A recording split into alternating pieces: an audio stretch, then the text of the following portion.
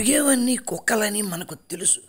కానీ ఆ మొరుగుడు ఒక లయబద్ధంగా, ఒక అందంగా, వినడానికి సొంపుగా ఉంటే గనక వాడే మేధావి అని మనం అనుకునే ప్రమాదం ఉంది. ఇట్లా అడ్డదిడ్డంగా మాట్లాడే వాళ్ళను చూసి ఆహా ఏమి జ్ఞానం, వీడు మేధావి అనుకునేవాళ్ళం. వయసు పెరిగాక ఆ భాషను అర్థం చేసుకున్న తర్వాత వాళ్ళు అట్లా మురుగుతుంటే పప్పీ భలే ముచ్చటగా మురుగుతుందిరా అనుకుంటాం. ఇవి పప్పీలా ముసలి హిప్పీలా అన్నవి మీరే అర్థం చేసుకోగలరు. శంభూకుణ్ణి రాముడు చంపిండని తెలియని వాళ్ళు ఈ దేశంలో ఎవరన్నా ఉన్నారా? అందరికి తెలుసు. మరి ఎందుకు దాన్ని అనుసరించట్లేదు? ఈ పెద్ద మనిషికి బుర్ర దుబ్బింది. శంభూకుణ్ణి రాముడు చంపాడు అని అందరికీ తెలుసా లేదా అంటే ఆయన తెలుసు అన్నాడు. మరి దాన్ని ఎందుకు అనుసరించట్లేదు అని అంటున్నాడు. ఎందుకు అనుసరించట్లేదు? శంభూకుళ్ళ దుష్ట కార్యాలకు పూనుకున్న వాడికి ప్రతి ఒక్కడు చెట్టు కట్టేసి కొడుతున్నాడు. పోలీసులు వాళ్ళ మీద కేసు పెట్టి జైల్లో పెడుతున్నారు. అనుసరించకపోవడం ఏమిటి? శంభూకుడు లాంటి దుష్టుణ్ణి వాడు దొరికినప్పుడు ఎవ్వరూ వదలట్లేదు.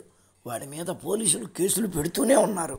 మనం ఒకసారి చూస్తే అశోకుడి మనమన్నే మౌర్య చక్రవర్తినే ఈ బ్రాహ్మణులు మోసం చేసి చంపారు. చూసావా, నువ్వే చెబుతున్నావు. అవతలోడు అశోకుడు మనవడైనా మౌర్య చక్రవర్తి అయినా సరే దేశద్రోహానికి పూనుకున్న వాడిని చంపుతారు. ఎవరు? బ్రాహ్మణులు. నువ్వు అంటున్న అశోకుడి మనవడు బృహద్రథుడు వాడేం చేశాడు?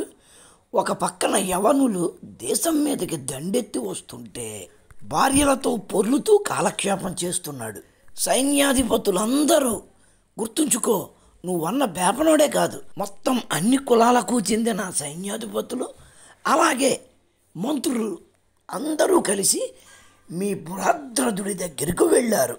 యవనులు దేశాన్ని చుట్టుముట్టారు, సరిహద్దు గ్రామాలను ఆక్రమించుకుంటున్నారు, మనం యుద్ధానికి సన్నద్ధం అవ్వవలసిన తరుణం వచ్చింది అని రాజుకు చెబితే ఆ రాజు పకపకా నవ్వి అట్లా చెప్పిన మంత్రులను ఎటకారం చేసి ఇక్కడ రాజువు నువ్వా నేనా, వాళ్లను రానివ్వండి నగరంలోకి, అప్పుడు తేల్చుకుందాం అన్నాడు బృహద్రథుడు. ఎవరు? మీ అశోకుడి మనవడు బృహద్రథుడు. ఆక్రమణదారుడు రాజధాని నడిబొడ్డులోకి వచ్చాక ఎవడైనా చేసేదేముంది? వంగి వంగి సలాములు పెట్టి దాస్యం చేయవలసిందే కదా. రాజుకు ఆ జ్ఞానం లేదు, సైన్యాధిపతులకు ఆ జ్ఞానం ఉంది. ఆ జ్ఞానవంతులైన సైన్యాధిపతులలో బ్రాహ్మణుడైన ఒక సైన్యాధిపతి రాజును నరికి యవనుల మీదికి యుద్ధానికి బయలుదేరి దేశాన్ని కాపాడాడు. ఆ బాపనోడే ఆ పని చేసి ఉండకపోతే వాళ్ళు నగరంలోకి వచ్చేవారు, రాజుని ఈ సేనా నాయకుల్ని కూడా బంధించి జైల్లో పెట్టి ఉండేవారు. మీకు దేశాన్ని రక్షించే వాళ్ళంటే ఈరోజే కాదు చరిత్రలో కూడా ఇష్టం ఉండదన్నమాట. ఆ బేపనోళ్ళే లేకపోతే ఈ రోజున మనలో చాలామందికి గ్రీకు పేర్లు ఉండేవి. తర్వాత మనం చూస్తే శివాజీ మహారాజును చూసాం. శివాజీ మహారాజుని ఏం చేశారు? కాలి బొటన వేలుతో బొట్టు పెట్టారు. ఎర్రి పువ్వు కథలో చెబితే చెవిలో పెద్ద పువ్వు పెట్టుకుని వినేవాడెవడో లేడు. ఇదే ఛానల్లో అదే విషయం మీద ఒక వీడియో ఉంది, దాని లింకు వీలుంటే కింద పెడతాను. ఇంతవరకెందుకు మన కళ్ళ ముందు గాంధీ ఒక వైశ్యుడు, అతన్ని చంపినవాడు గాడ్సే ఒక బ్రాహ్మణుడు.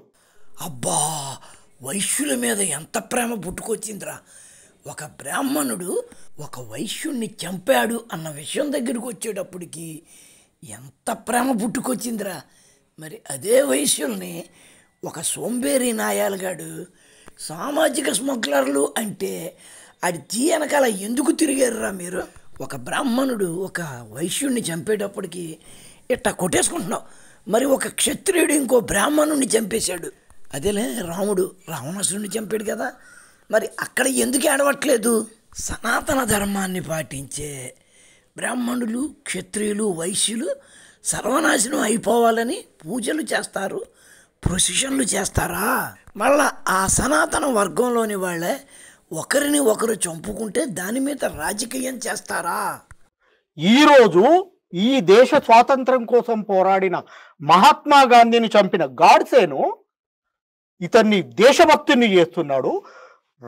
అదే గాంధీని మన కళ్ళ ముందు దేశద్రోహిగా నిర్మించారు. పండు, బుజ్జిపండు, ఎర్రిపండు అంతా నువ్వు పెట్టుకున్న కళ్ళద్దాల్లోంచే చూడాలంటే కుదరదు.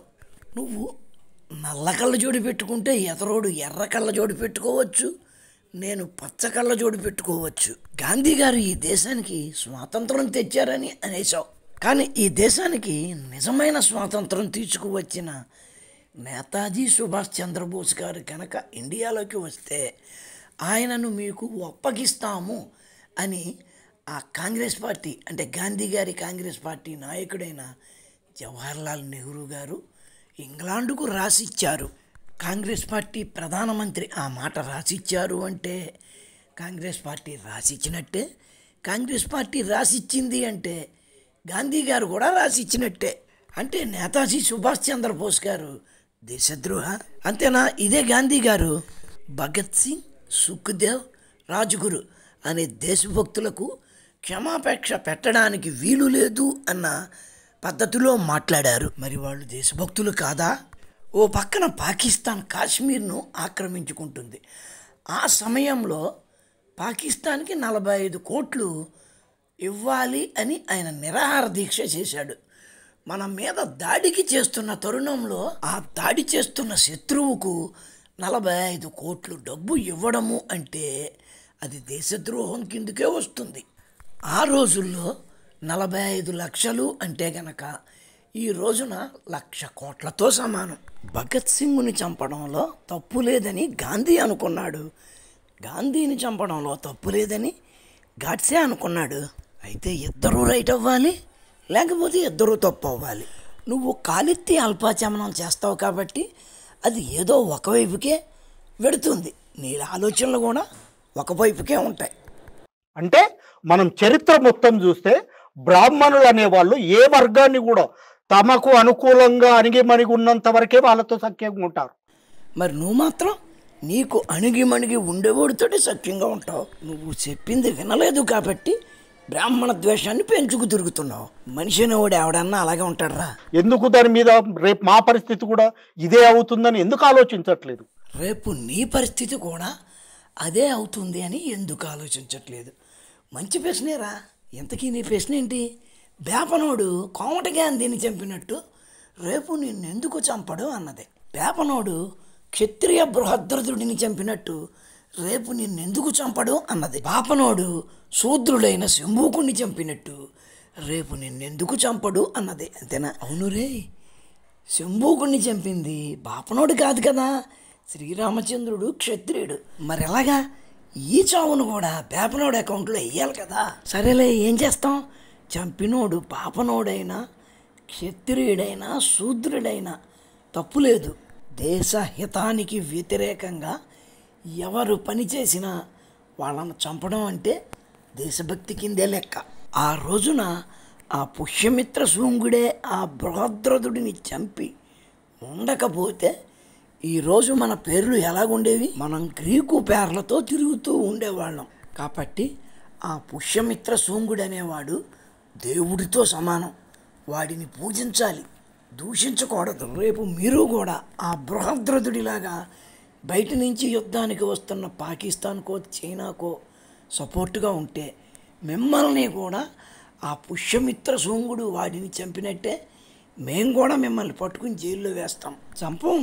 ఆ రోజుల్లో చంపడమే శౌర్యం, ఈరోజు జైల్లో వేయించడమే లౌక్యం.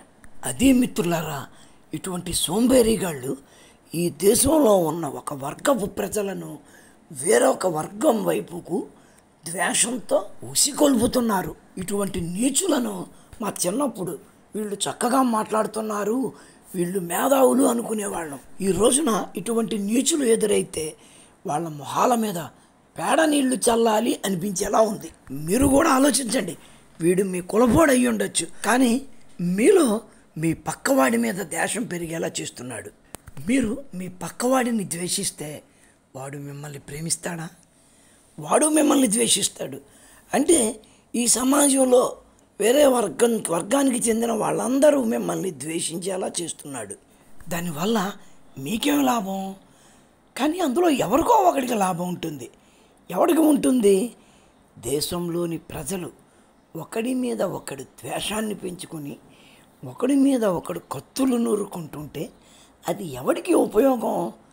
బయట నుంచి ఈ దేశం మీద దాడి చెయ్యడానికి వచ్చేవాడికి. ఈ దేశం మీద దాడి చెయ్యడము అంటే పూర్వంలాగా వచ్చేసి ఎర్రకోటలో ఓ సింహాసనం వేసుకుని కూకోవడం కాదు. ఆడి బీజింగులోనో ఆడి న్యూయార్కులోనో ఉంటాడు. ఆడు చెప్పినట్టు ఇక్కడ న్యూఢిల్లీలో కూకున్నవాడు తలాడిస్తాడు, 7 ముద్రలు వేస్తాడు. కోర్స్ ఢిల్లీ అంటే గుర్తుకొచ్చింది అరవింద్ కేజ్రీవాల్ గారు. అదే కదా చేశారు, అందుకే కదా జైల్లో ఉన్నారు.